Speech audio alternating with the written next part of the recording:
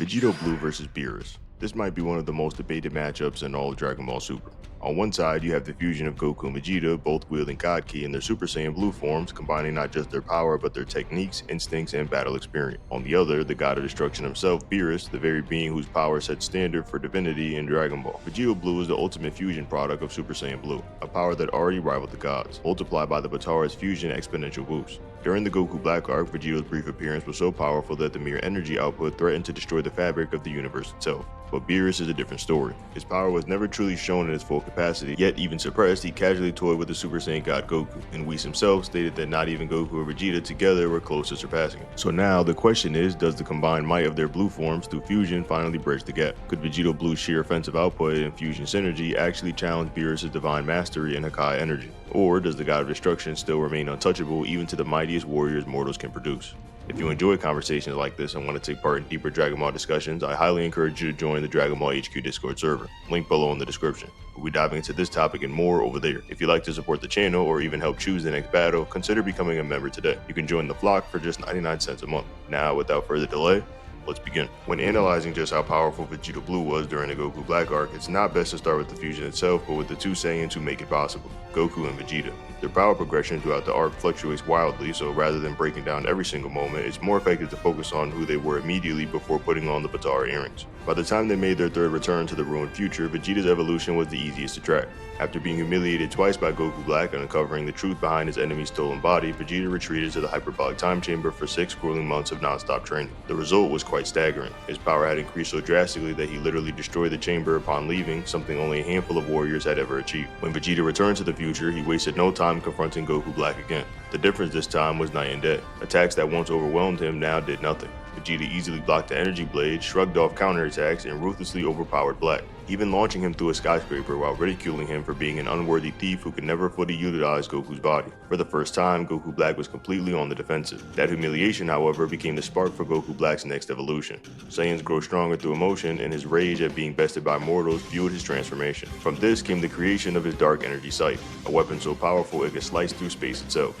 Even more dangerous, it allowed him to create doppelgangers of himself, each capable of fighting Goku and Vegeta on nearly equal terms. This chaos gave him the opportunity to regroup with future Zamasu, who had narrowly escaped the Mafuba. Realizing that they couldn't defeat the Saiyans separately, the two entities fused into the terrifying being known as Fused Zamasu. This new fusion flipped the balance completely. Fused Zamasu overwhelmed Super Saiyan Blue, Goku, and Vegeta with ease, and even Trunks in his rage form couldn't make a difference. Yet despite the hopelessness of the situation, the Saiyan will improve and never falter. Vegeta proudly declared the limitless potential of their race, and both he and Goku pushed beyond their limits, briefly managing to force Zamasu back with sheer determination. With Trunks' help, they unleashed a father-son Gallic gun that temporarily overpowered one of Zamasu's divine blasts. Still, Zamasu retaliated with divine fury, conjuring light spears and energy halos that shredded the battlefield. Vegeta even endured a direct onslaught to protect Trunks, while Goku, battered and barely conscious, summoned enough strength to unleash a final Kamehameha that met Zamasu's attack head-on in a desperate beam struggle. Goku's power growth during this arc is particularly unusual. Unlike Vegeta, who had achieved a massive leap through training, Goku's progress mostly came from his experience, injuries, and recovery, the classic Saiyan Zenkai mechanism. Yet, his rate of improvement was almost absurd. Each defeat and recovery pushed him into new heights far beyond what seemed possible. By this point, both Goku and Vegeta's power had reached a threshold that made Vegito Blue's potential of something entirely different, a fusion standing among the most powerful beings in all of Dragon Ball. When they return to the future again, Goku's main focus is keeping Zamasu occupied while Vegeta continues fighting Black. Zamasu frequently teams up with Black, forcing the heroes to divide their attention. For context, the main timeline Zamasu wasn't even stronger than a post-tournament of Destroyer Super Saiyan 2 Goku, meaning his future counterpart shouldn't be dramatically beyond that either. As Goku holds off Zamasu, Vegeta continues to dominate Black until both villains finally merge into Fused Zamasu. Once again, Goku and Vegeta are pushed to their absolute limits, and together with Trunks, they fire another father-son Gallic gun that briefly holds Zamasu's advance. Then comes one of the most dramatic moments in the arc. Goku re-enters the battle and declares he's going to unleash his full power. In an instant, the same Fused Zamasu who was previously toying with them is suddenly locked in a beam struggle with Goku's Kamehameha. The effort is so intense that Goku's arms shatter under the strain, yet he manages to overpower Zamasu's holy wrath, burning half of his face and body into a grotesque, corrupted form. It's a shocking shift that shows Goku adaptability mid-battle, scaling to near fusion levels purely through determination and battle instinct. Even with both arms broken and later his legs snapped, Goku refused to quit. He taps into Super Saiyan Blue Kaioken for one final desperate strike that sends Zamasu crashing into the ground. The attack drains every ounce of his remaining energy. In response, the enraged god lashes out, striking himself with divine lightning that mutates his body further and amplifies his already immense power. At this point, it becomes very clear. The only way forward is fusion. After receiving a sensu bean and hearing Goasu's explanation, Goku and Vegeta put on the Vatara earrings and once again become Vegeta. In the anime, Vegito skips the warm-up and immediately transforms into Super Saiyan Blue. This could mean his base wasn't sufficient against Zamasu, or he simply didn't want to waste the limited fusion time. Either way, the gap in power is astronomical. Shin even speculates that Vegito may have already surpassed Beerus, though that speculation is questionable given the inconsistencies surrounding Beerus' scaling, which we'll get into later in the video. When the fight begins, Vegito and Zamasu are nearly evenly matched, a stark contrast to Vegito's domination of Super Buu in Dragon Ball Z. Here, Vegito actually has to defend and counterattack Zamasu instead of effortlessly overpowering him. His edge comes from skill and precision rather than pure power, and at one point he even pretends to be knocked out to lure Zamasu in, only to impale him with a spirit sword and taunt him mid-battle. Zamasu in rage undergoes another transformation. His body bulks up and his aura intensifies, and his godly energy surges as well. While this makes him stronger, it also slows him down. Vegito takes advantage of this flaw, weaving through Zamasu's attacks and countering with superior speed and technique. Eventually, Vegito charges his signature final Kamehameha, unleashing it at a near point-blank range. The blast devastates the area, but when the smoke clears, Zamasu still stands, heavily damaged but far from defeated. Vegito lands one final blow before the Vatara fusion timer runs out, abruptly separating Goku and Vegeta before they can finish the fight. In both the anime and manga, the takeaway is clear. Vegito Blue is a staggering display of power, the pinnacle of Goku and Vegeta's combined might.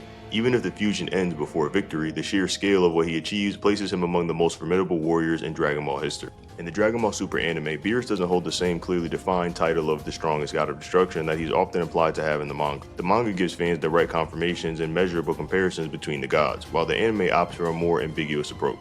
Beerus never officially battles all of his counterparts on screen, which leaves his exact standing among them open to interpretation. Even so, the anime offers several moments that suggest Beerus is among the most powerful gods of destruction. One of the earliest examples comes from his clash with Champa. When the two brothers exchange blows, Whis and Vados warn that their fight could unravel the very fabric of the universe. It's stated outright that gods of destruction should never engage in full combat with one another, because the resulting destruction could potentially erase anything. That scene stands out even more when compared to the later exhibition match where multiple gods of destruction spar freely. This time, their battle doesn't seem to threaten reality itself, and no one expresses concern about the area being destroyed. While some might argue this is due to the durability of the Grand Priest's fighting stage, it's worth noting that even much weaker fighters have managed to damage the same area. This detail supports the idea that Beerus and Champa's earlier encounter took place at a far higher intensity, perhaps on a scale beyond what the other gods demonstrated later. Another interesting detail comes when Goku asks Vados whether Champa is stronger than Beerus. Vados quickly replies that he isn't, even teasing Champa by saying his weight holds him back. Although her tone is humorous, Champa doesn't deny the comment, subtly reinforcing that Beerus likely has the advantage. In contrast with the manga and the anime, their rivalry is more evenly balanced, with neither god gaining a decisive upper hand. Depending on which version you reference, the perception of who's stronger can shift, but the anime consistently portrays Beerus as on the level if not slightly higher. Before the Tournament of Power begins, there's another scene that further highlights Beerus' power, this time involving Sidra, the god of destruction from Universe 9. In an attempt to weaken Universe 7, Sidra lends some of his Hakai energy for an ambush against Golden Frieza. Shockingly, Frieza is able to resist and even dispel the Hakai energy with minimal effort. He even considers turning the same energy back on Sidra's team, which both terrifies Sidra and the Supreme Kai. When Sidra threatens to destroy Frieza if he turns on them, the Kai bluntly replies, like it'll be that easy, implying that even a god of destruction might struggle against him. Shortly after, Beerus arrives and effortlessly erases the same spear of Hakai energy that had panicked Sidra and his ally. He does it casually with no strain or hesitation. This moment perfectly illustrates the difference in their power level. So while the Dragon Ball Super anime never crowns Beerus as the definitive strongest god of destruction, the evidence paints a clear picture. Through feats, statements, and reactions from others, it's apparent that Beerus stands near the top of the hierarchy. Even without an explicit title, his presence and power consistently set him apart from most of the divine peers, leaving with little doubt he operates on a level very few can match. Now, when all the evidence is considered, it becomes clear that Beerus stands as the superior fighter. Goku doesn't truly approach Beerus' level until his Ultra Instinct Omen 3rd stage form, the one that he achieved during his final battle with Jiren, right before reaching the fully mastered state. In contrast, Vegito Blue appears to have been surpassed earlier, particularly when comparing him to Kefla's power. During the Tournament of Power, Kefla's Super Saiyan form is directly compared to the energy of Goku's Spirit Bomb, yet that same Spirit Bomb was effortlessly deflected by a suppressed Jiren, without him even breaking a sweat. The Supreme Kai comments himself that Jiren's energy feels unlike anything they've ever encountered, implying his strength would exceed previous opponents, including the likes of merged Zamasu. If a suppressed Jiren is already beyond Zamasu and Vegito Blue's strength is roughly on par with that fusion, it logically places Jiren, and by extension Goku, in his higher Ultra Instinct states well above Vegito. Beerus, being positioned just below full power Jiren and Ultra Instinct 3 Gomen Goku, would therefore sit comfortably on a higher tier above Vegito Blue. In short, when scaling everything properly, Beerus' dominance becomes undeniable. His power far eclipses Vegito's, and the gap between them isn't small, it's massive.